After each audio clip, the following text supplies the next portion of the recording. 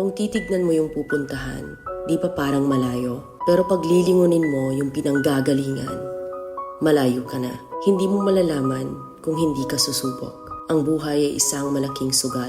Kung lagi kang takot sumugal sa isang bagay dahil takot kang mawalan, mauubos lang kung anong meron ka. Kung hindi ka mawawalan, hindi ka rin magkakaroon. Kung ano man ang mga desisyon mo ngayon, yun ang magiging buhay mo bukas. Lakasan mo lang yung loob mo.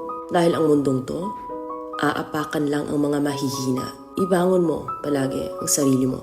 Balang araw, magugulat ka na lang na ang layo na pala ng narating mo. Kahit mabagal ang progress, basta may usad at kumikilos ka, okay na yan. Wala tayong magagawa. Ganyan talaga ang proseso ng buhay. Lahat tayo nakakaranas ng hirap.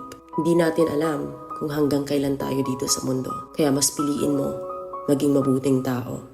Ang pinakayaman na maituturing natin sa sarili ay ang ating mga pangarap. Kapag handa kang abutin yung mga pangarap mo, hinding-hindi ka maghihirap. Kung lagi kang may pinagdaanan sa buhay or pagsubok.